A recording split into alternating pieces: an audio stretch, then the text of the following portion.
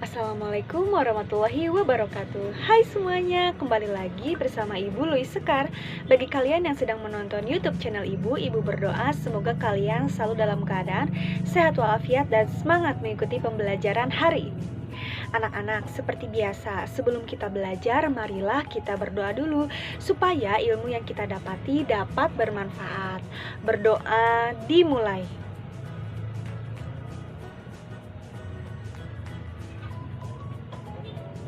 Amin, ya rabbal alamin. Terima kasih anak-anak yang sudah mengikuti berdoa bersama ibu di rumah kalian masing-masing. Anak-anak, hari ini kita akan belajar PLH. Nah, kita akan belajar mengenai air dapat memberi manfaat kepada manusia. Ya, memang air itu dapat memberi manfaat kepada manusia. Kalian pun pasti pernah merasakannya dan sering ya. Nah, sekarang mari kita hitung kebutuhan air manusia. Coba kalian ingat-ingat, berapa gelas kamu minum dalam satu hari? Kira-kira 5 gelas. Jika temanmu di kelas 3 ada 40 orang, berapa gelas yang harus disediakan dalam satu hari? Ya, betul. Kita harus menyediakan 200 gelas air minum untuk kelas 3 saja ya. Misalnya di sekolahmu ada 240 siswa. Coba berapa gelas air yang harus disediakan? Ya, demikian seterusnya. Jika dihitung satu desa, kemudian satu kecamatan, terus se-Indonesia dan akhirnya seluruh dunia, maka akan dibutuhkan air dalam berapa banyak? Tak terhitung ya anak-anak. Nah, coba bayangkan kebutuhan air untuk manusia di dunia. Hanya untuk minum saja tidak terhingga berapa air yang dibutuhkan. Sekarang kamu pikirkan, apakah air itu hanya dibutuhkan untuk minum saja? Ya, tidak hanya itu bukan? Air juga dibutuhkan untuk menunjang kehidupan manusia lainnya. Habiskah air kalau terus-menerus digunakan? Tentu saja tidak, asal kita menjaga dan memelihara lingkungan dan sumber air tersebut. Anak-anak, sekarang perhatikan gambar yang ada di samping ibu. Di sini ada gambar seorang ibu yang sedang mencuci baju. Nah, mencuci baju menggunakan apa anak-anak? Menggunakan air. Selanjutnya, gambar yang keduanya. Ada seorang ayah yang sedang mencuci sepeda.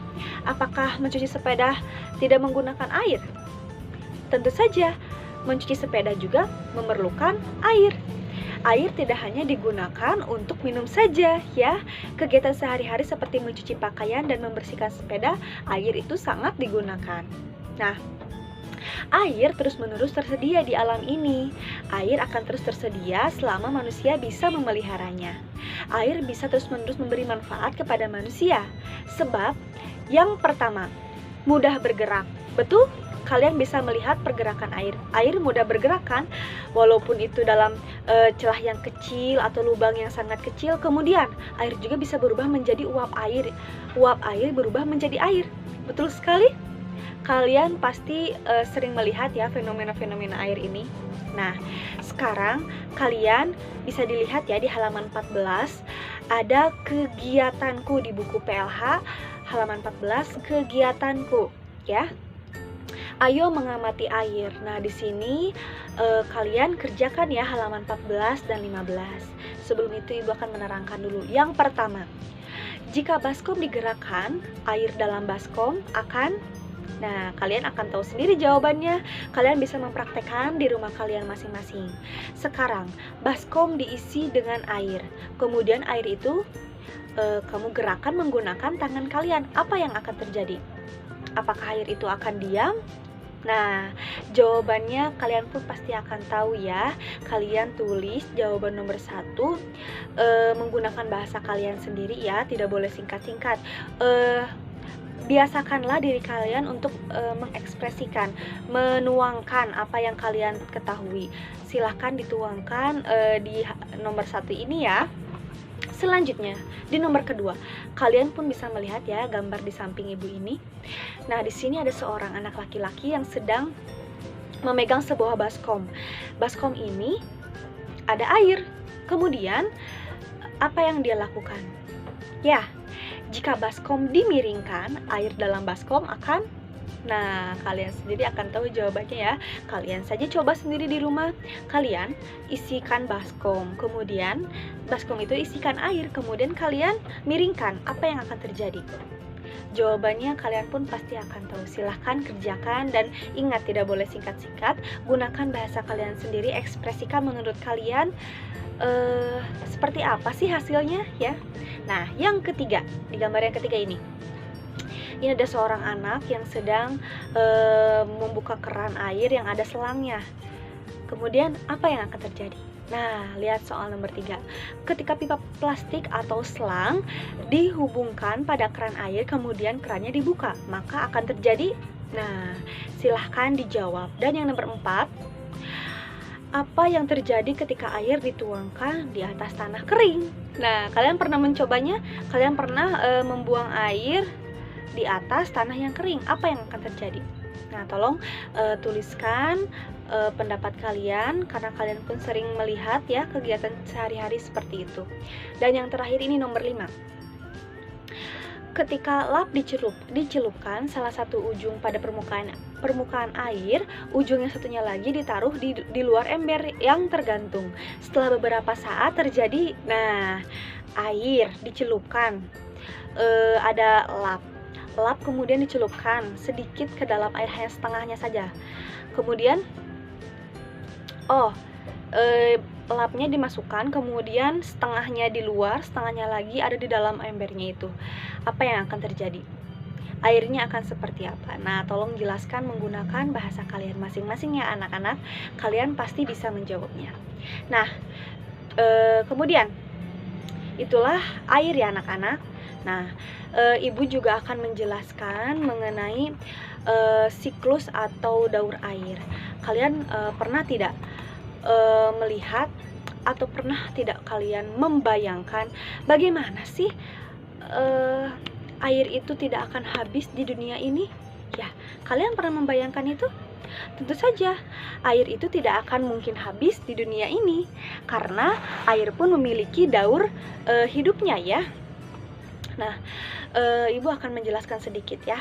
Setelah kamu melaksanakan kegiatan tadi, kamu akan menemukan jawabannya ya, mengapa bisa air itu seperti itu. Nah, kalian pun pernah berpikir bagaimana air hujan bisa turun. Nah, di dalam air menguap karena panas matahari. Uap air itu melayang di udara. Makin ke atas, uap air itu makin dingin. Karena mendingin, uap air itu berubah menjadi butiran air. Nah, setelah menjadi butiran air, turun menjadi air hujan. Kalian bisa melihatnya ya, gambarnya di samping ibu. Ini adalah siklus air. Disinilah ya. Jadi dari uap yang pertama kan suhu di bumi itu mungkin panas, kemudian menguap ke atas ya. Menguap di udara karena matahari, kemudian uap air itu melayang-layang di udara. Makin ke atas uap air itu makin dingin ya, makin dingin, kemudian karena mendingin air itu berubah menjadi air hujan atau butiran air ya. Itulah terjadinya hujan. Ini kalian bisa melihat gambarnya di samping ibu ya. Nah, air hujan turun ke permukaan tanah. Di permukaan tanah ini terbagi menjadi 2. Ada yang mengalir ke permukaan, ada juga yang terus mengalir ke sungai, terus ke laut. Ada pula air yang meresap ke dalam tanah. Ingat, air bisa masuk pada lubang yang sangat kecil ya. Ingat sifat air yang tadi seperti apa ya. Nah, air meresap ke dalam tanah tersimpan menjadi air tanah. Nantinya akan keluar menjadi mata air. Dari beberapa mata air bersatu dan menjadi aliran sungai. Makin banyak air masuk ke dalam tanah, makin baik. Air tanah akan menjadi persediaan air bagi makhluk hidup yang ada di muka bumi, terutama manusia ya. Nah, supaya banyak air yang meresap ke dalam tanah, sebaiknya permukaan air tanah harus ditanami pohon-pohon. Ingat pembelajaran kemarin yang sudah ibu jelaskan, kita wajib menanam pohon ya, bukan hanya sekedar menanam, tapi kita juga harus merawatnya, memeliharanya, memberikan air setiap hari, menyiramnya dari pagi dan siang sore hari ya. Kemudian memberi pupuk ya, karena salah satu sifat pohon juga dapat menyerap air ya sebagai cadangan air untuk kebutuhan manusia. Kemudian, pohon-pohonan akan membantu air yang masuk ke dalam tanah lebih banyak. Jika kita menanam banyak pohon, berarti kita memelihara kelestarian sumber air. Betul ya anak-anak, kalian sudah paham apa yang sudah Ibu jelaskan. Karena minggu lalu juga Ibu sudah menjelaskan mengenai pohon dan fungsinya itu seperti apa. Nah, kalian sudah bisa melihat ya di halaman 17 juga ada tugas 5 soal yang uji kompetensi ya. Yang pertama, pepohonan dapat mengubah udara kotor atau karbon dioksida menjadi, nah, ayo, karbon dioksida itu sesuatu yang dikeluarkan oleh tubuh kita. Napas kita berhembus napas, kita mengeluarkan napas, menghembuskan napas, itu kita mengeluarkan kotoran ya, kotoran yang ada di dalam tubuh itu namanya karbon dioksida. Kemudian kita menghirupnya lagi, apa? Kemarin apa ya? Kalian pasti akan tahu jawabannya ya. Jadi pepohonan dapat mengubah udara kotor karena karbon dioksida menjadi, nah, pepohonan itu sangat berfungsi sekali anak-anak. Yang kedua, salah satu manfaat air bagi manusia adalah, ya, kalian bisa menjawabnya tentunya ya. Silahkan kalian buka buku PLH kalian. Dan kalian jika tadi menyimak Ibu menjelaskan, kalian pun akan tahu jawabannya. Yang ketiga, manfaat padi bagi manusia. Nah, silahkan jawab. Yang keempat, air hujan yang jatuh ke permukaan tanah, kemudian masuk ke dalam tanah disebut. Nah, kalian juga sudah tahu jawabannya kalau kalian tadi menyimak apa yang sudah Ibu jelaskan. Dan yang terakhir, tempat air tanah yang keluar dari dalam tanah disebut. Nah, barusan sekali Ibu sudah menjelaskan, kalian akan tahu jawabannya apa ya. Nah, anak-anak, untuk pembelajaran PLH hari ini cukup 10 soal saja, silahkan dikerjakan ya anak-anak.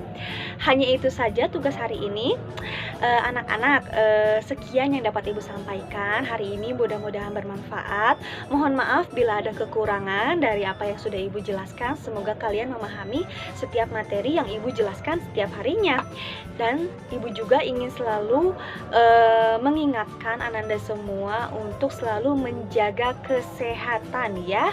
Sekarang ini sedang musim pancaroba, yang artinya penyakit sedang mudah ya jika terkena manusia. Nah, maka dari itu hati-hatilah kalian untuk selalu tetap menjaga kesehatan diri kalian, makan makanan yang bergizi ya. Selain itu ada tugas lagi, jangan lupa untuk selalu kerjakan pembiasaan diri kalian karena itu penting ya, itu penilaian juga sehari-hari dari Ibu ya. Selain itu kalian juga tidak boleh melewatkan pembiasaan diri ini, karena pembiasaan diri ini dapat menjadikan kalian pribadi yang lebih baik. Anak-anak, terima kasih yang sudah menonton YouTube channel Ibu. Ibu pamit. Wassalamualaikum warahmatullahi wabarakatuh. Semangat anak-anak.